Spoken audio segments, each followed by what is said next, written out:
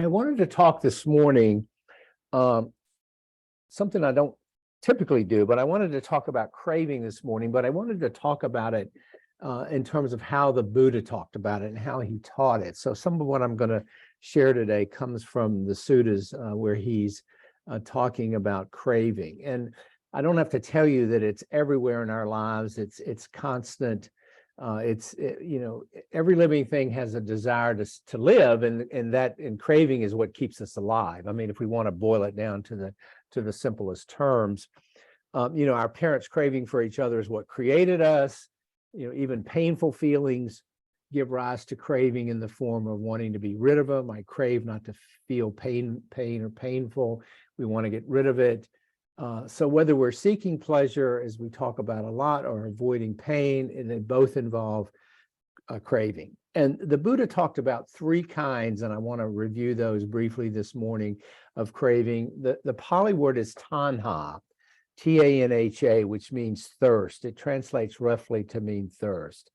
And as I said, the Buddha identified three, in his infinite wisdom, three distinctive kinds of tanha, or craving. And they often, the obvious ones, yes, we notice them, but many of them go unnoticed. They arise and are quickly pushed aside or preempted by another craving or another distraction. And so it can be really subtle, but they're really nonstop if we look at them closely. So I want to quote the Buddha from the Anguttara Nikaya Sutta. And he says, quote, "Monks, I will teach you craving, the ensnarer that has flowed along, spread out, and caught hold, with which this world is smothered and enveloped like a tangled skein, a knotted ball of string, like matted rushes and reeds, and does not go beyond transmigration, beyond the plains of deprivation, woe, and bad destinations. Listen well, and I will speak," close quotes. So he really, metaphorically, really emphasizes the ubiquity, the universality of craving. So the first of these is kind of the most obvious and the easiest, what's called kama tanha, and these are craving for the sense desires. Okay, so craving for certain foods, for certain taste, we all have our preferences, but even if we're starving, our craving is not even that specific in terms of taste. It's just for nourishment, for food. For pleasing sounds, we can crave that, or we can crave the absence of sound. We can crave silence.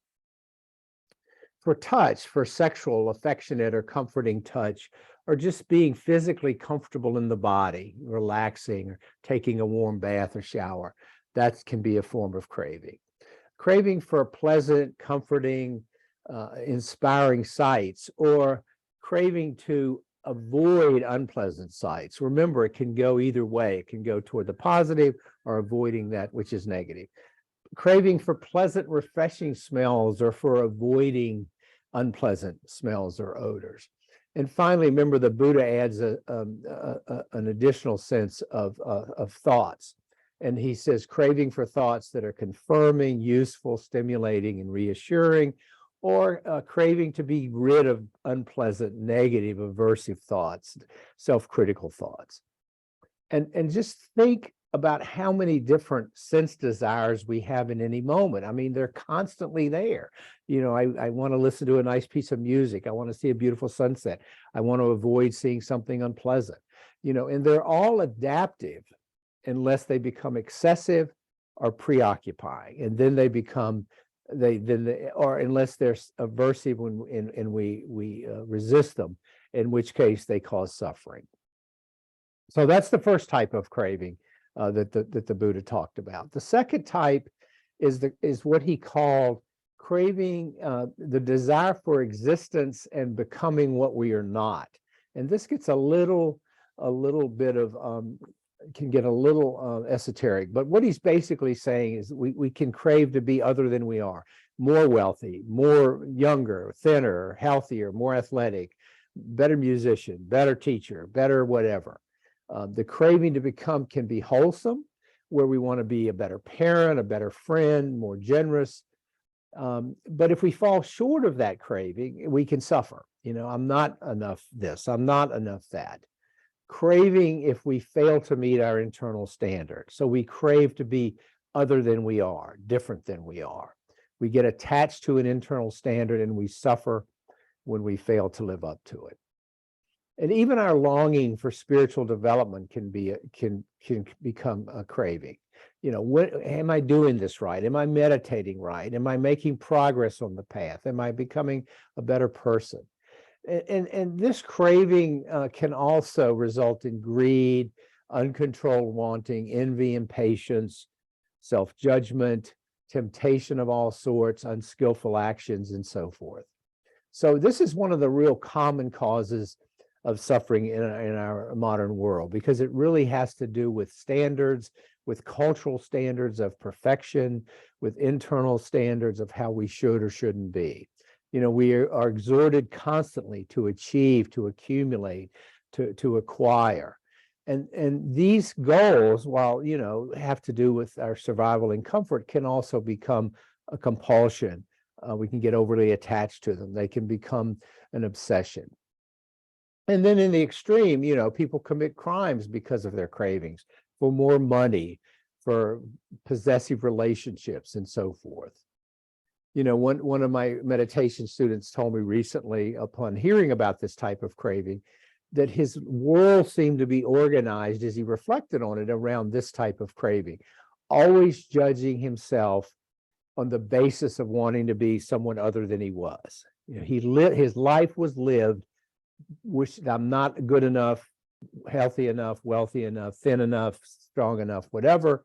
His whole life he determined, and it was a real light bulb moment for him, and really, really catapulted him deeper into his practice, to be where he saw how much of his existence was organized about being other than he was.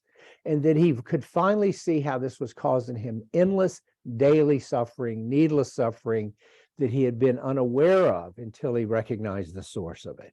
And there's the noticing, there's our noticing. But once he recognized where all the suffering was coming from, then he could begin to really work with it. And then the third type is when we are so disillusioned with something that we want to be rid of it. And this is what the Buddha called craving for non-existence. Okay, we want whatever's going on to cease with such intensity that this is called vibhavatana, if you want the Pali. But we can be so overwhelmed by negativity, by depression, by chronic back pain, or a difficult emotion, that we are aversive to life itself. We are flooded with aversion to life. We have such antipathy toward our appearance, our aging, our disease, our physical pain, our emotional pain, that life seems unbearable. Okay, that our nervous system seems overcome by the negative energy generated by this craving. It's as if our whole being is rejecting existence. In other words, it's craving for annihilation, for non-existence. And this is a condition that causes people to engage in suicidal behavior, to try to kill themselves. But in milder forms, it's part of everyday life. So we can feel in a moment of feeling so humiliated when we make a big mistake or do something foolish in front of others, that for the brief moment, our mind is filled with this craving for non-existence. We just want to go crawl in a hole somewhere because we feel so awful. And in psychology, we call this shame avoidance. You've heard me talk about that. It takes many forms, and often people will engage in this kind of craving in the form of substance abuse, compulsive behavior, social withdrawal, suicidal behavior, and so forth. We're usually more aware of the craving for sense desires than for the latter two. They tend to be a little more complicated and less obvious to us, but they can be there. And as with my student, if we're not aware of them, they can cause tremendous suffering. So it's important that we know and understand the source of our suffering so that we can deal with it and deal with the craving that's creating the suffering. So how do we do this? How do we practice this? How do we manage these cravings? Well, we talked about rain last week. So our first task is to notice it and label the source of our craving. bring awareness to it, as we always do. Then we can work with acceptance. We can work with equanimity. We can work with creating some spaciousness around it. We can take a step back and just observe it and see that, we're not our story. We can seek support from a friend, from a therapist, from a family member, from our Sangha. We can see how this is driving us, these cravings, and see where they're skillful and where they're not so skillful. Okay. The challenge is to begin to let go of the cravings, the longings when they're unskillful, to accept things as they are, to lean into them. Okay. To recognize that trying to push them away, avoid them, only strengthens them. I say this all the time. We get in a wrestling match with our cravings, we're going to lose. We accept them, we work with them skillfully, we can learn to manage them with equanimity, with spaciousness, with acceptance. But we have to start by noticing them, seeing how subtle they are, how much suffering they're causing us.